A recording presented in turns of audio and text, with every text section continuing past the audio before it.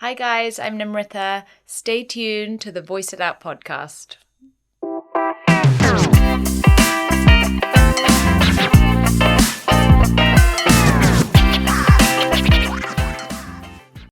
Hello everyone and welcome back to the Voice Out podcast.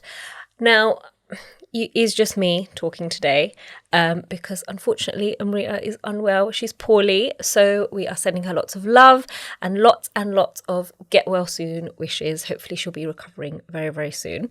Today, yet another really exciting guest for you. Her name is Nimrita Dadlani. Hi Nimrita, how are you doing? Hi, good, thanks. And how are you? I'm good, thank you very much. Now, you are the co-founder of Pivot alongside Ramesh Tarani, so thank you.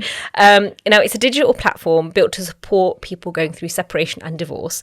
The platform offers both practical and emotional support through coaching and holistic healing, which enables clients to manage their mental health and challenges that they're going through. And it is set to launch this year.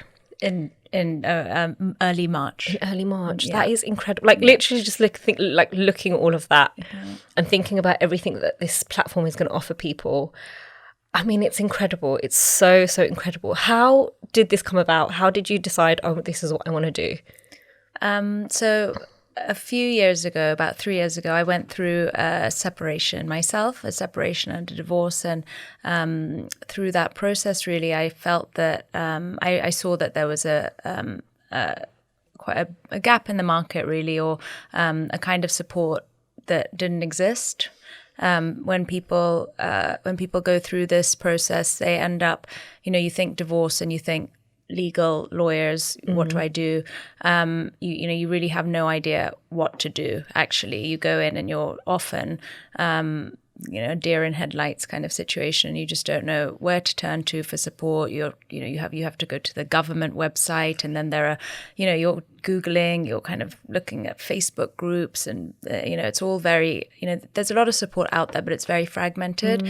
And while I was going through this, I would look at, I'd be scrolling and looking at things on, other digital platforms for other markets, and it just kind of struck me one day that nothing like this existed for people going through what I was going through. Absolutely. So, I really felt that I actually just felt an urge to create it, really. Well, I mean, just thinking about what you're talking about, it just seems like it's probably even a really lonely process to go through, because it's one of those things where even though you know that people do go through this all the time, it's also probably about finding the right people that will be able, that you can talk to. And, it's definitely one of those things where it's one of those things where it seems like it's harder to go through when you're actually going through it, rather than just, thinking about going through, or the idea of what it must be like to actually going through it are two very different things. Yeah, I think that it's really scary. When you're in a difficult, traumatic, toxic, dysfunctional, whatever your relationship or marriage might be, if you're in that situation, to kind of think about leaving it, you have to be brave, and you have to, it takes a lot of courage and to kind of make the decision to do that. And then once you do make that decision, you have to kind of take the steps. You have to go through it. Yeah. And, for people who are going through that, it's stressful, it's lonely, it's scary. And, you end up, you think, okay, I have to see a lawyer, but lawyers do cost a lot of money. The fees are really high. And, you don't always have to see a lawyer. There's other, you can see you can find other kinds of support, and, there's a lot of information out there. And, I just wanted to build a holistic product, a holistic platform, really, that you can find information, you can find, professional support if you want it. There is legal support if you want it there. We're here to enable the whole space, enable people going through it, enable the industry, rather than disrupt it. We're not here to kind of disrupt family law at all. It's more about enabling the system, because it's a very difficult system and process, and people really are stressed, lonely, anxious, overwhelmed. The thought of spending all this money on legal fees is just overwhelming, and people really suffer mentally. Yeah. So yeah, that's how I kind of came to this. I mean, that's brilliant. And just, it's that thing of, it's one thing, like, and again, it's I'm guessing that when you spoke to people about your situation, when you were in a situation, and they're just like, oh, just do this, or why don't you just leave, or why don't you just do this, but not realizing that, well, there's that emotional stress, but also the process of going through all of that. Is it accessible for people? What do people have access to? And also, like, in the South Asian community as well, like, we talk a lot about the taboos and the things that aren't spoken about.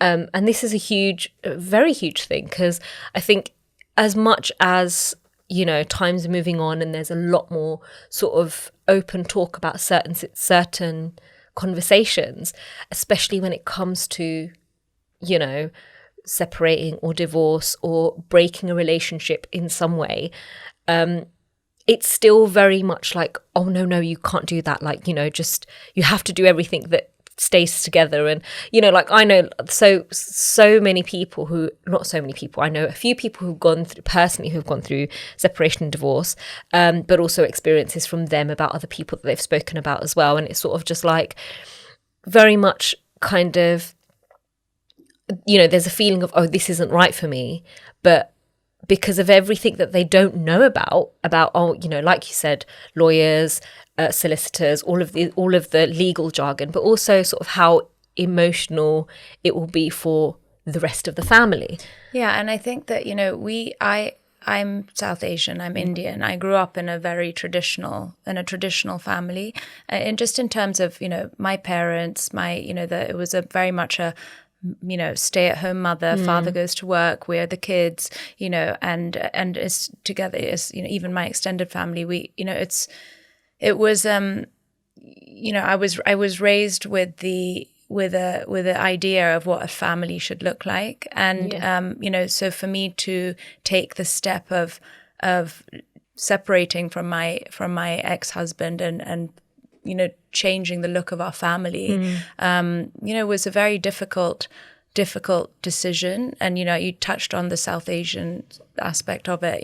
It was very, very difficult to conceive of that, because it's, you have a vision when you're a child or growing up of what your future might look like. Absolutely. And so, especially being from these kind of cultural communities. So, that was a big big thing. And it is difficult in our communities, and it is a taboo subject, I think.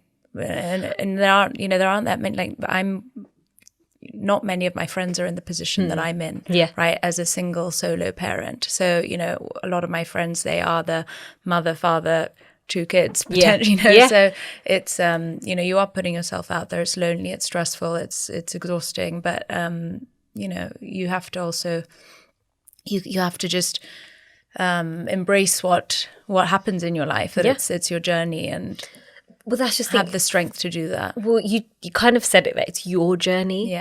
And I think especially as women, there's so much, I feel like there's also so much emotion attached to it, because we have the tendency, especially, like, I come from a very traditional Asian family, and it's very easy. I've just been taught to take on everyone's emotions, because, and I've said this in the past. Be the strong one. Be the strong one. But it's also like, on the lead up to when I was getting married, a lot of it was like, oh, listen to your in-laws, listen to your husband, make sure, they are happy with what you're doing. And nothing about make sure you're happy. Does it work for you? Does it work for you? Yeah. And how to manage that.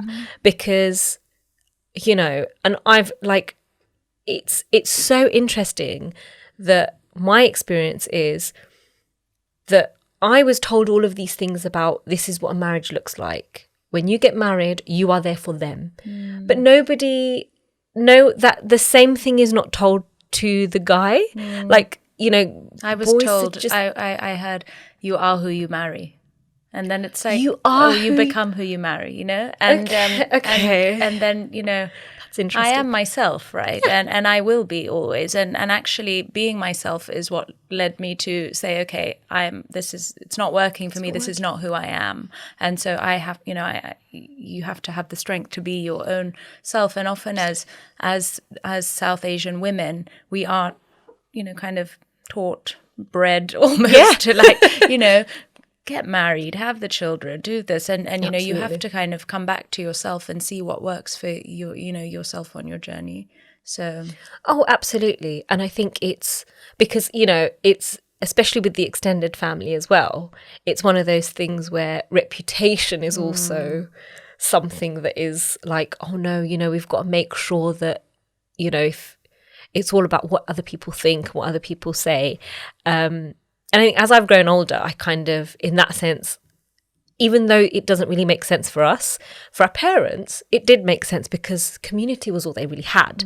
But I think it's also the fact that having these conversations and also having things like Pivot out there to help people have those conversations with their families as well. Because I can imagine there's so many people out there who are thinking about, oh my God, this doesn't work for me, who either have kids, don't have kids, are set in certain situations where they are like, I know that this is something that I want to do, but how do I tell my family about it? The people that are supposed to have my back and who have been there for me, because that is a fear of some people. Yeah, and you also have to feel strong enough to do it, so you have to feel empowered. And I think, having this kind of platform out there where you can find information, you can find support, you can, think about, make informed decisions and, also potentially, try to try to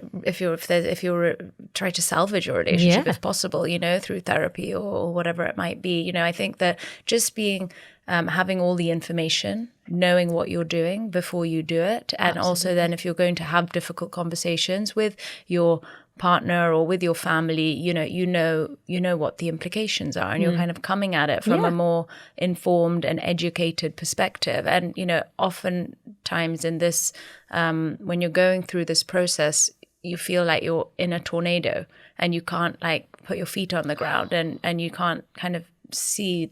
You're kind of in the thick of it and you can't see through. So, I just think that people need a lot more support than they're getting. It's a very underserved market of people, and it's a really big market of people, essentially, like divorces everywhere. If you think around, look around you, people very close to you, your family, your friends, it touches every family in some way, shape or form. So, and they need support. People do, they need guidance, support. Of course they do. Of course. And I think, and it's that, isn't it? It's you don't know until you know. And it's like, especially because now I think people of our generation, especially women of our generation, we're a lot more aware of ourselves, a lot more aware of being able to have that strength and that notion of what works for me.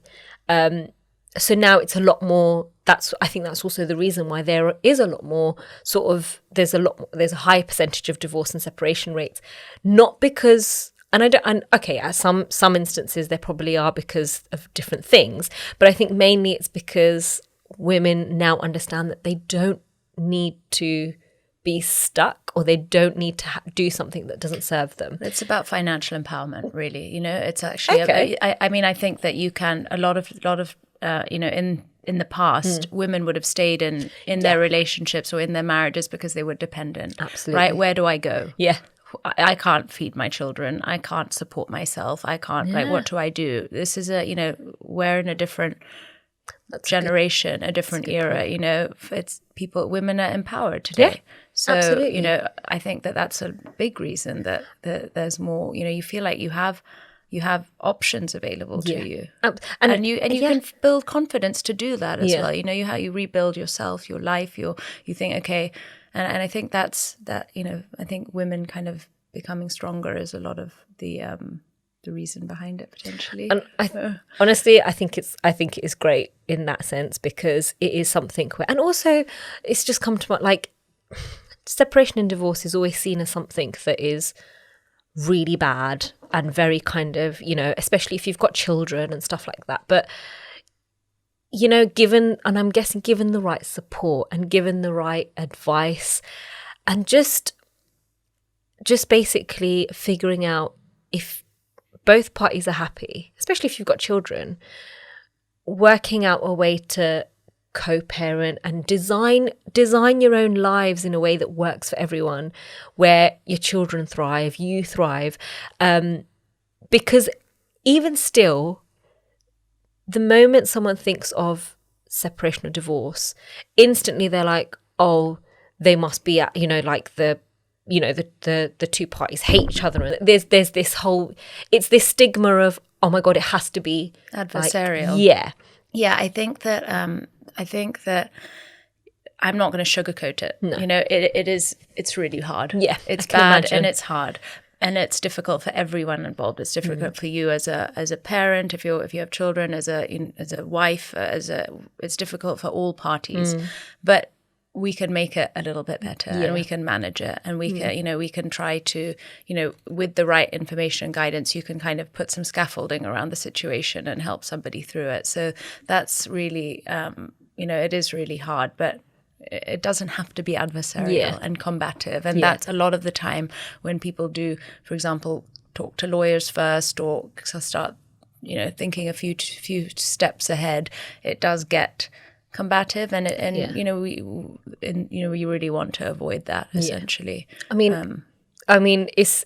I think it's a brilliant platform, and I do wish you all the very best. Thank you. So once you knew that, okay, look, I needed to do this, is something that wasn't available to me, and I want this to be available to everyone, as many people as possible.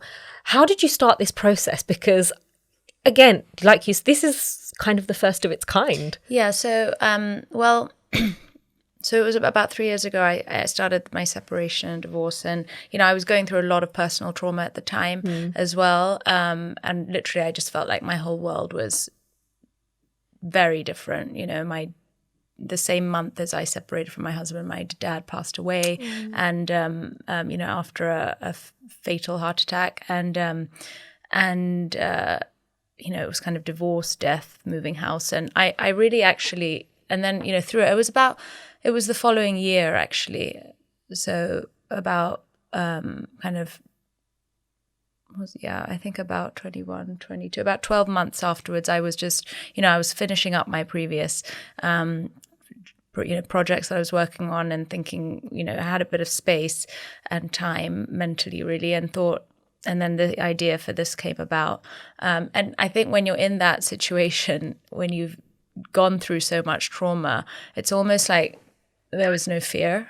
I had no fear about what I was doing or what I could do. I just thought, I feel the urge. I was very much like, this is what I feel like I'm going to do. The universe is going to take me there. Yeah, absolutely. And I kind of really just took intentional steps every day to kind of make this vision a reality almost. But I did take practical steps. I reached out to people that I knew who were in the tech world.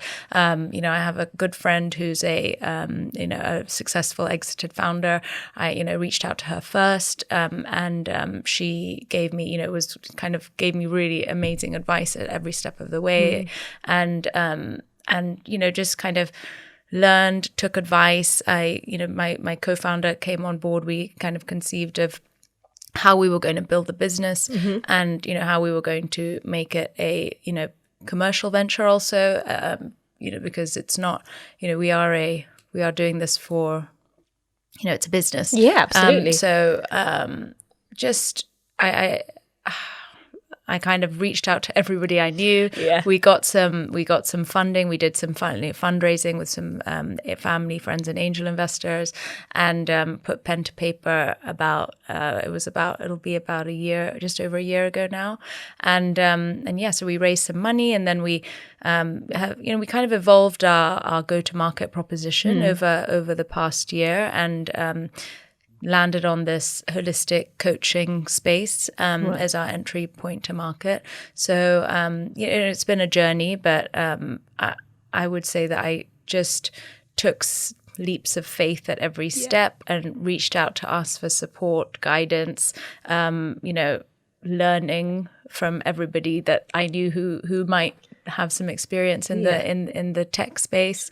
And yeah, here we are, really. I love that. I love that, because it is that thing of, you went through something that you never thought that you would ever go through. You'd never probably even imagined. And it was one of the, and I feel like it's that sort of phoenix out of a fire, to be like, anything. If I can do that, if I can get through that, I can do anything. Literally.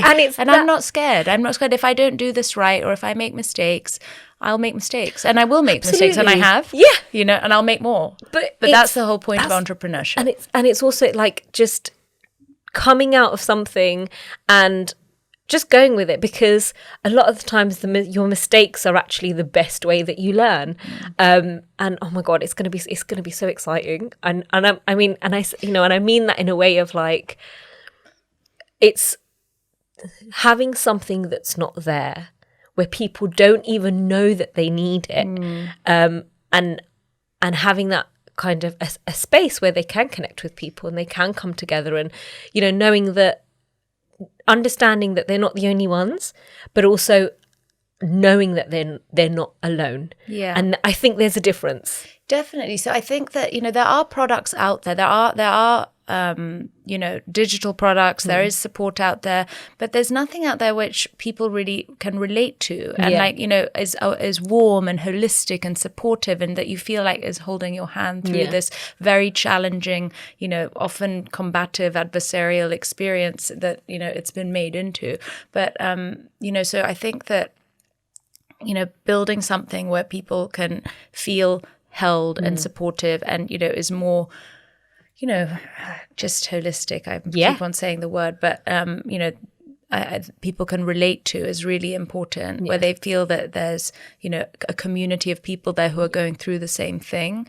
I think that I would have really appreciated having it there, and so I can imagine. We launch very soon. It's yourpivot.co. Yourpivot.co. Sign up to the wait list. Sign up to the wait list. We've got a wait list, and we've got we'll go into beta testing in about 2-3 weeks time. So if anybody listening wants to do some testing for us, oh my God, do it! Sign up to the wait list. But it's incredible, because it's also like people also have a choice of what they want to do and how they want to do it as well, don't they? Yeah, so you can have, there are coaches on there. We have a very curated panel of coaches. 15 to 20 coaches for launch, and there will be coaches and consultants. So a divorce coach might have experience with the emotional, holistic, co-parenting, more therapeutic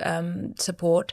They might have that kind of experience, or you might have somebody who's, a specialist in narcissism or co-parenting, whatever it is, dysfunctional exes.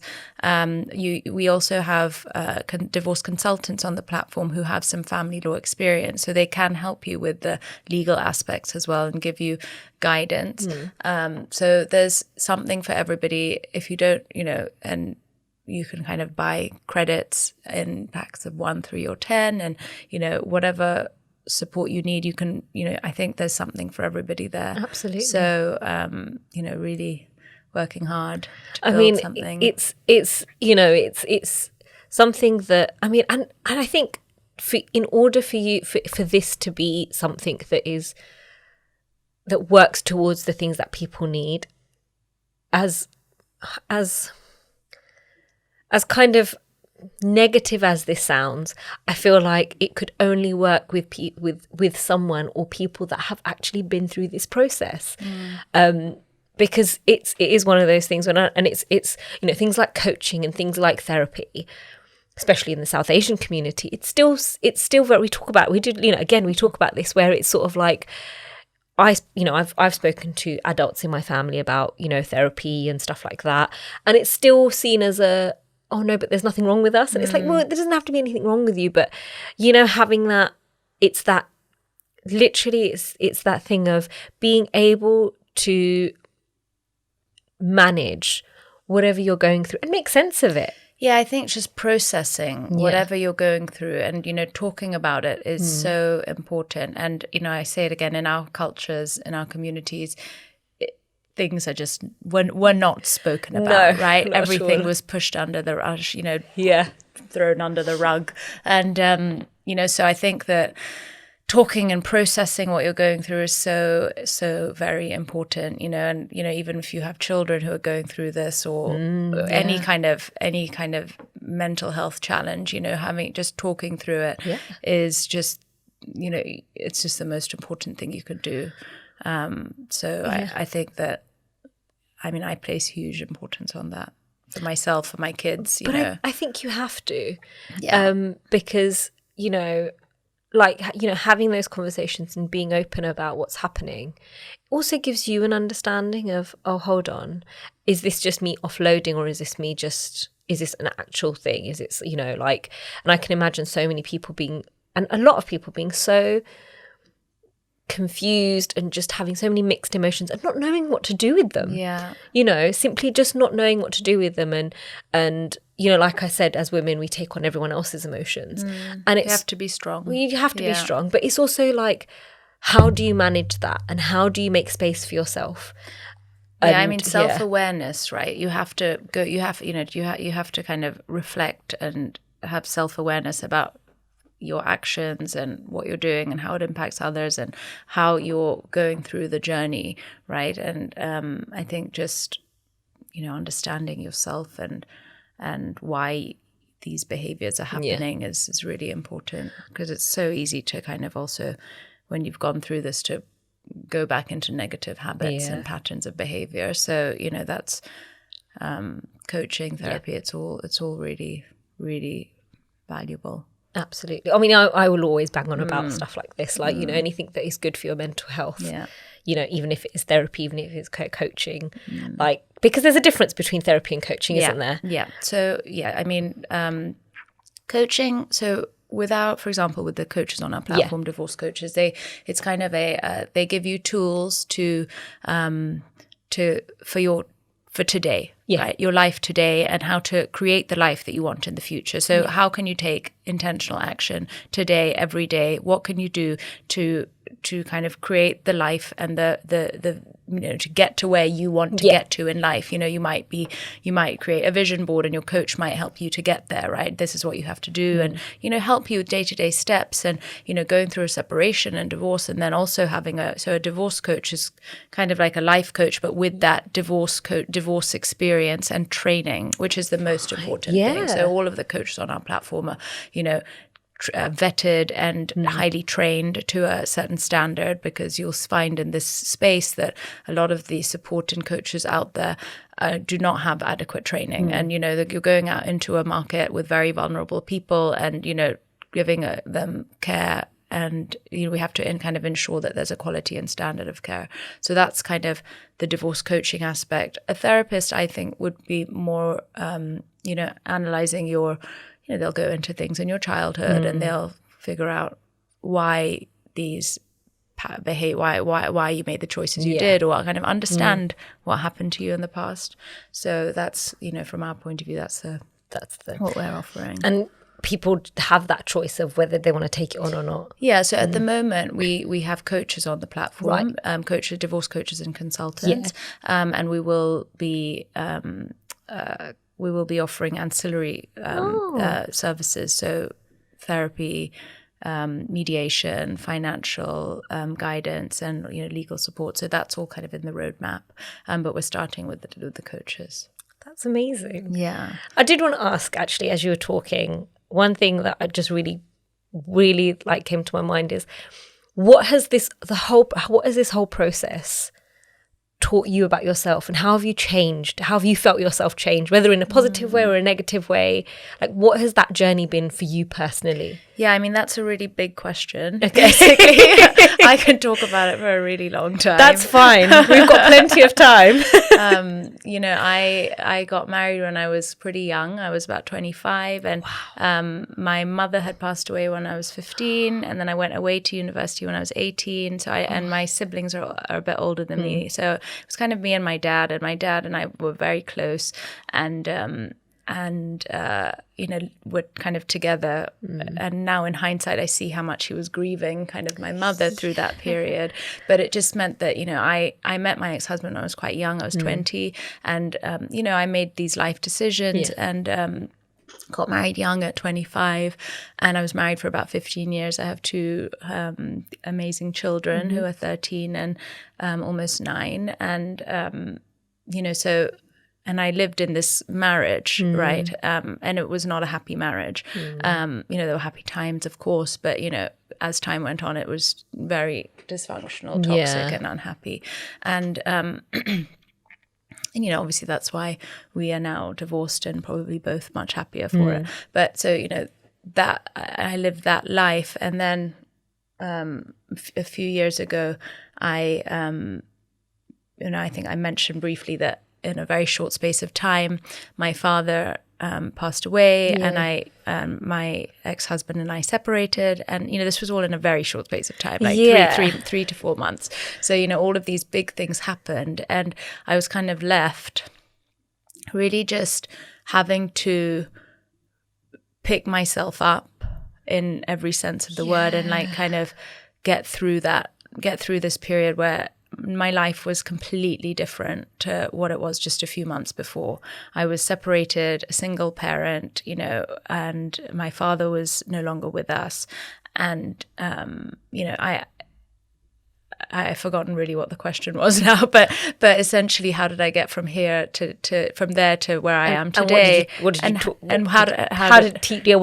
about yourself? I mean, it's been 3 years of a lot of self work, a lot of healing, a lot of just having to dig really deep and kind of keep it together for my children, because I essentially parent solo. My kids are with me. Are with me all the time, and so it's really hard to do that. I mean, I'm blessed with the children that I have. They're amazing kids, but I work full time. I'm a single parent. I'm everything to them. And so I really feel no fear actually now. It's just like if I feel quite strong. I mean, I'm strong. I have dealt with different things in my life. So I think that there's been a lot of healing essentially through this, because to come out of a very difficult situation and to then kind of get back on your own 2 feet, recover from, go through an immediate family bereavement and go through a divorce and, be stable for your children in every sense of the word, and be like, if they need like a new pair of shoes, or if they want pancakes for breakfast, or if they, whatever it might be, or they just want a cuddle, you are doing all of it. So, and through that, I'm also a founder of a startup. Absolutely. So, that's a lot of stuff. Would literally just I have to be so freaking organized. Honestly, I commend you for that. I mean, it's amazing. I do all of it, right? I do all of it, and I have an extended family who are very supportive. I have a brother and a sister, and my sister is really supportive, and my, aunts, uncles, cousins, I wouldn't have gone through, I wouldn't have come out of this without my extended family and without my siblings, especially when my dad had just passed. So, I lent on the family around me, but really it was kind of digging really deep and putting one foot in front of the other and saying that I can do this and I will do it. And whatever I put my mind to, I know I can do. Yeah, it's really interesting that it's like you had to go through all of that in order for that to, because then it kind of means that was already inside you. Yeah. You just, however it came out in such a positive way. Yeah. And oh my God, like to think that sort of you pretty much had to relearn how to kind of live your life again. Yeah, and also, when you are going through, or you are living in this kind of, in these difficult circumstances, right? You are on, you have to heal afterwards, right? You have to Absolutely. calm your nervous system. You have to, you have to just learn to just be, right? You have to just do all of those things, but you actually just have to kind of stabilize, and it's taken me a long time. And I do get triggered, Absolutely, by things that things will happen which will trigger me, whether that's, in my, something about my, in my previous relationship, or if it was, something about my father passing, I get triggered easy, quite, I still do. But it's about kind of rebalancing. And that takes a lot of work. Because it is that thing of... I probably talk too much. I told you it was a big question. I can talk about it for a long time. I would love this. This is exactly why we do this, so people can just talk. And honestly, just don't worry about any of that, because this is what we're here for. This is, like listening to your story and understanding what it's taken for you to get here. It's incredible.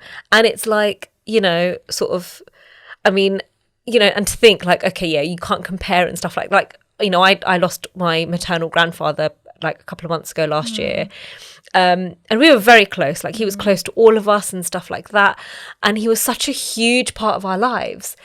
And the way that I see it is, my mind is like, okay, he's no longer here. He's in a safe place. Everything's great. But my heart is like, no, that's not right. It doesn't feel right. So to think that not only did you go through like grieving your marriage and everything that all of those years that you had to work at it with your kids and everything, and then also losing your only parent, who you've probably been through so much with, who, like, it's just, and then and this is what Phoenix out of fire is all that I can think of, because, it now, like, it really puts into perspective how much you want to put into Pivot, and how well I think that I really, really hope that I think and you need that. I think you need that drive and that sort of kind of almost drive with blinkers on.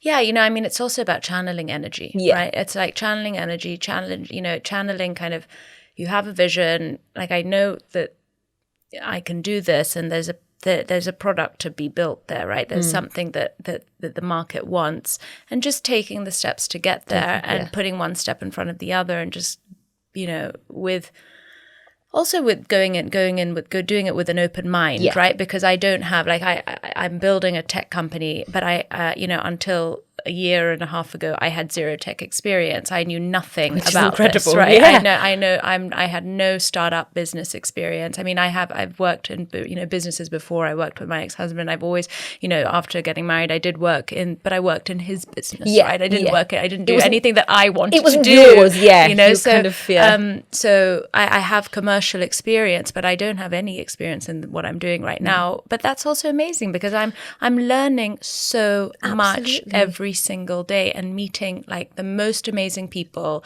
the most visionary leaders, the most, every day I learn amazing things, right? And just so, like, the growth in every aspect, whether that's like emotional growth, just through this journey of grief and rebuilding my life, that emotional growth, and then like professionally I'm growing, just like, and then just everything that I'm learning. It's just, it's honestly just an incredible experience, right? So my day to day is, I'm stretched. That's the word that I'll use. And it's often challenging, but I wouldn't want it any other way. And I think it's also sort of taking something that was a negative and turning it into a positive, and to think that the clients that you bring on and the people that you meet as well, that's probably also going to be a learning journey for you too. And also understanding that networking goes such a long way, and networking isn't just about going to an event and meeting people. It can literally be your friends and the people that you've connected with over the years and stuff like that. And it seems like this was kind of, whether you believe in destiny or not, this was kind of destined to happen, because you know, it's one of those things where you say that, you know, you connected with people you knew about stuff like this and how to do it, because there's always going to be something that someone knows that you don't know that will benefit you. Yeah. And the people around me, people who have done this, they really are inspiring to me. You know, the people that I meet, I look at them and I'm like, this is so much inspiration. You know, I look at them, I'm like, amazing. I'm gonna be able to do this. I'm gonna do this. It just gives me so much.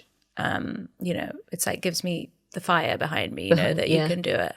And I definitely believe in the universe and destiny and manifestation. And I also, you know, you talk about networking. I mean, I think that, you know, you never know who you're going to meet. Like I could meet somebody today who will change the trajectory of my life and the trajectory of my business. And like, you just don't know who you're going to meet, right? Personally, professionally, in any aspect. So I think that, you know, being open to networking and open to meeting people and, you know, taking these opportunities, you know, I don't really believe in coincidences. I think that it's all happening for a reason. You know. Well, I mean, it's even so, like, you know, like with this podcast, for instance, me and Nimrita both were like, it's just connecting with someone and asking and just being like, we don't know what they're going to say. We don't know what's going to happen, but it's taking that initial step of, why not? Why not? What's the worst that can happen? Exactly. Someone will say no. Someone will say no. Whatever. You've had the most amazing guests on here. Oh, thank you so much. Yeah, I mean, are you really, including as well? So, you know, you're just adding to it, honestly.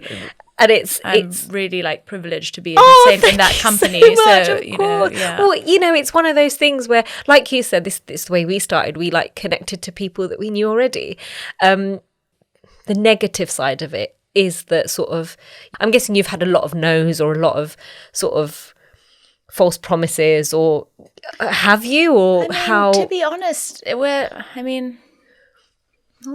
had no's, of course. You know, going to like some family, friends, and angel investors. You know, you know when you're also raising money for an early stage business, not everybody sees your vision, right? And also, at this stage, it will probably be people who know me and know my co-founder, or you know who. You know, that's you know where you kind of tend to raise money from when you're raising on an idea, which is what we did last year. We are still raising some money right now, some angel investment, and then we'll go on to do a bigger raise at the later on this year. But you know, I think that, have I had no's? Yeah, from investors, definitely a few no's. But you know, I also just think that rejection is like, they say it's like the universe's way of putting you on the right path. Like if people didn't want to invest in my business, or didn't want to come on board, or didn't, you know, maybe it wasn't the right time. And, you know, maybe people will come back later, or maybe it just wasn't the right fit. You know, I actually take no's as a, like, putting, you know, it's just part of the path. It wasn't meant to be. I think that a big lesson that I've learned in general is just to not take things personally. Absolutely. Right? Because everybody is going through their own situation. You don't know what they're going through. It's true. And if they're saying no to you, it might not be about you. And honestly, you just have to put less importance on that. Well, absolutely. Well, the thing is, it's really interesting when you said that, you know, some of them might come back, because it, you know, like it can be a not yet, and or it's even just, this isn't something that will work for me, which is absolutely fine. And I think, you know, because, you know, reject people who are definitely trying to put themselves out there, you know, can get so into, oh my God, I believe in this and this is what I want to do, and I think it's a great idea and I think it's fantastic. But then there might, and not accept that there might be someone who doesn't really believe in that and doesn't think the same, and that's okay, because that is one against how many, and everybody has the right to their own opinion. Absolutely. You know, so that's, you know, I kind of try not to take it personally. I think that also being a founder of a startup business, you have to just generally be pretty comfortable with being uncomfortable. You know, like, just, you're putting yourself out there all the time. You're doing things you've never done before. You're talking to people about things you literally, like, I wouldn't understand what I was talking about if I was talking to myself a year ago. Like, that person wouldn't understand me today. I love that. I just absolutely love that. Like the technology that we use, I'd be like, have you been doing this and Slack and whatever? Oh and my I'd be God. like, I wouldn't have understood. I love that. Like, I was saying. That. So, like, you know, I mean, it's just the journey. You have to be you put yourself in these situations. You have to, you reach out to people. They say no. Okay, reach out again. A few months later, once you've made some more progress, if you want to. I mean, it's okay. But it's also you are proof that you don't doesn't matter what your age is, doesn't matter what you're doing, your life can change, and you can literally be the driver of your own life. Yeah. And you can start something whenever you want. You can end something whenever you want. And I'm guessing that you've come along. I mean, you've probably had a lot of roadblocks. Has there ever been a point or points where you're like, I don't think I can do this, or any time where you're like, you literally come to a point where you feel slightly like you doubt yourself or something. Definitely. And how do you navigate that? Definitely. I think that I have had serious low points, obviously in the past few years, serious low points. And, and it is a challenging journey, starting a business and, also going through bereavement and death and divorce and all these things. There are low points. And sometimes I've thought, okay, is it, I have had moments of self-doubt, right? But I think that you just kind of have to push that to one side, push that to one side and kind of just, double down on, I try to kind of double down on my habits and, movement and eating well and get into keeping my routine to keep my kind of mental health okay. Because, if I have a bad few days of sleep, I'll be like, oh, the world is horrible and I can't do this. But, nothing cures you like a good night's sleep. And, I think that just, trying to stay emotionally, mentally, physically healthy helps. And, also leaning on people around you. I wouldn't be here today if it wasn't for my support system. My siblings, my family, my cousins, my uncle and aunts, and and I think that my co-founder, picks up a lot of my slack. So, and my team, there are people around you who are also kind of rooting for you. Absolutely. And that helps so much. Yeah. God, my friends, imagine. I mean, really, I'm really blessed to have a very strong support system. I mean, so I think that if I have moments of self-doubt, that's who I turn to. How do you manage your mental health in that sense? Yeah, I mean, I put a lot of effort into managing my mental health. I through I've had therapists and I did have a kind of coach through this, and I that's basically where I spend any disposable income. It's really on mental health and just, self-improvement really. So, I just try to keep, in good habits, monitor my screen time. It's impossible. And just, I guess good habits, exercise, walking, putting time for myself, getting some time for myself, where possible, whether that's, after I drop my daughter to school and walking for 50 minutes to the office with a podcast in my ears, I just kind of find pockets of the day where I can take time for myself. Kids are in bed, have a bath with a podcast on, or with no noise whatsoever, because my, things, it gets really noisy in life and in my head. Imagine. So I have to kind of turn the noise off at some points in the day and just walk to work with nothing else, I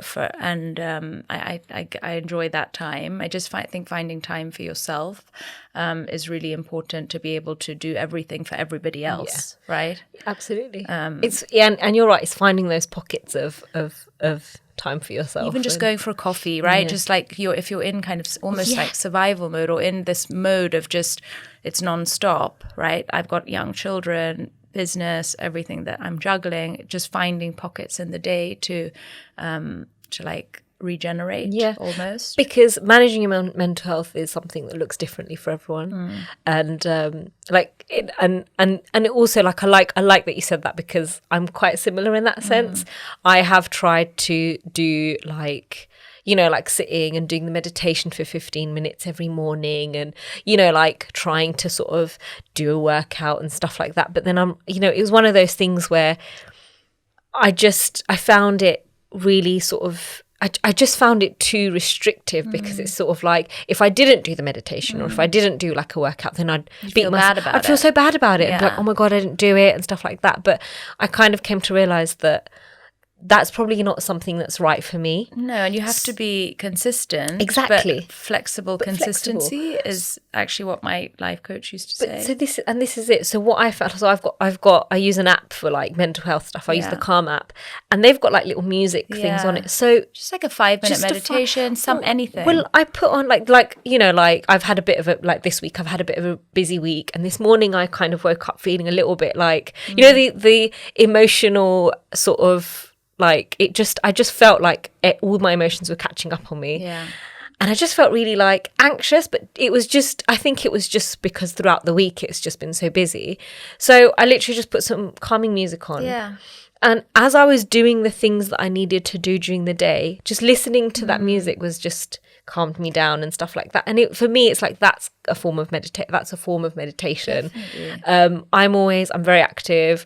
I'm always dancing and prancing around. So I'm like, well, I take that as my dance, as my exercise, and like, you know, all these little things. It doesn't have to be so regimented, and it doesn't have to be so long. You know, you could literally sit down for a minute and just breathe. Yeah, absolutely. You know? You could just do like deep breaths, like box breathing technique, like 5 breaths in and out, like, you know, and you'll feel a lot better. And it's true. You know, you just have to calm. Just let it go. Yeah, you know?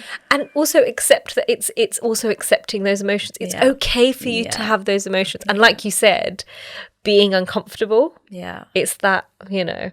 But we're going to move on to our next segment, which is add this or that question. Okay. They're just sort this of is like a rapid fire. It is kind of a little bit of a rapid fire. Now I'm going to do, like, I've got 3 questions, and Rita's also sent me some 3 questions, and it's just something that it's just something fun. You know, you don't have to think about it too much. You can elaborate whatever your answers are, but we're going to have a head start. So I think I kind of know this already, but I'm going to ask you, podcasts or playlists? Podcasts. Yes. Do you have any favourite ones? Let's plug some podcasts. Yeah, I listen to Rangan Chatterjee. Oh, yes. I really love him. I listen to Elizabeth Day, How to Fail. Okay. I do listen to Jay Shetty and Mel Robbins. I listen to Khushbu, her K-Way, who's my life coach. I've worked with her previously a lot. So I listen to hers. I listen to lots. And now she's got Voice It Out podcast too. Yes, Voice It Out. That can just be added later. It's okay. But no, I mean, yeah, I'm kind of in the same kind of like, I have podcasts and I have playlists, and I was just like, I wonder which one you do. Yeah, I mean, if it's playlists, it's more kind of, I put playlists on like morning meditations. And I do listen to a lot of Deepak Chopra now, and I do his series, like his 21-day abundance meditation, that playlist, and it kind of, and then the other ones. So cool. Yeah, they're really good. Oh, I like that. Yeah. Giving some insight on what people can listen to. Love it. Sun or moon? Sun. Excellent. Okay, so mental health. Mm-hmm. Mental health through stillness or movement? I mean, I really do both. Both? I do both, but I do both, yeah. I can't choose either, because I need that stillness in the day, but I wouldn't... My movement is so key to mental health, right? It changes your energy. I think a lot about like mental health is shifting the energy. You know, if you feel stuck or if you feel in a bad situation, you have to kind of shift that. Yeah. And it's nice that you found a balance to both as well. Yeah, I have to do both every day, actually. I like it. Yeah. I like it. Okay. Being the protagonist or being a sidekick? I think it would be the protagonist. Protagonist. I thought so. Yeah, why not? Be the leader of your own story. Yeah, I mean, yeah. I think that you are the protagonist of your own life, right? Absolutely. No one else is you have to live You have it, to create it. It's true. You're the sidekick in everyone else's story. Yeah. I love it. Waffles or pancakes? Pancakes. Oh, yes. Yes, we are a pancake household. Are you a pancake household? Yeah. What are the favourite toppings? We're really boring. We just kind of do, it's either like Nutella or maple syrup. Did you know that I only figured this out, like, when I went back to my mum's? I think it's Tesco or Sainsbury's, I don't know which one, but they do squeezy peanut butter. Do they? So you can like squeeze the peanut butter. It's a pancake day, I can't wait. Okay, last one. Being reborn in the past or being reborn in the future? Oh, I think the past. Yeah? Yeah, I would love to have been around when there was like, I don't know, I just feel like kind of inundated with information and like the pace of life is pretty fast. Absolutely. I would have loved to, be born a few past. Centuries ago. Yeah. I mean, there is a thing of like, you know, the 80s and 90s being the best years. But, you know, and it's true. It's true. Like a lot of kids, it's that their present is very different to ours. Yeah. But yeah, I agree. Like, I feel like there's so much information now, and it's like, okay, like back when there's simpler times, we used to play outside. Yeah, simpler times. Simpler times. I think also for our children, you know, for my children, I just, you know, I pray for them, and you know, I mean, you know, the environment and all the challenges they're going to have to face, social media, mental health. I mean, you know, it's true, because they're the ones that are going to have to deal with them. Yeah, you know, exactly. I just. And it's one of those things, as much as you want to, well, this is it, as much as you want to protect your kids from all of that, you know, that there's going to be a point where they, you know, but I think also saying that, I feel like children are so much more smarter. Yeah, they're smart, they're adaptable. You know, I mean, my kids are really, really adaptable, and like, I feel like I could throw anything at them and they'll be, you know, they'll land on their feet. Just because, you know, I think you have to give them a foundation, you know, a strong backbone, really. Absolutely. You know, I mean, I've really, really enjoyed our conversation, and it just makes me think that sort of, you know, everything that you've been through and how much strength you have shown and are showing, I think you can only be an inspiration for them and to everyone else. Thank you. Thank you so much for coming, and thank you so much for being a part of our podcast. Thank you for inviting me. It was such a pleasure and a privilege. Oh, absolutely. Is there anything that you haven't said that you wanted to say?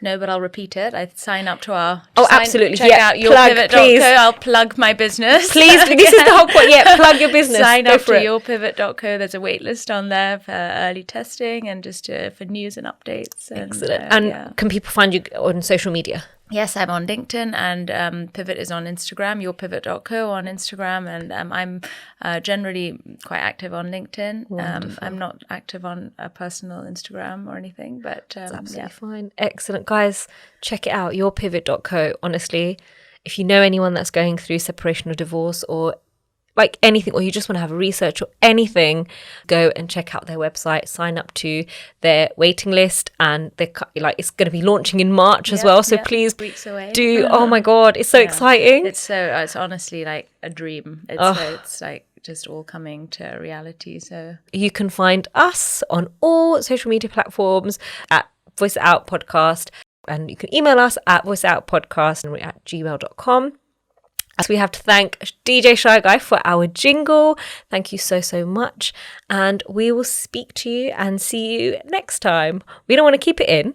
We want to voice it out. Bye.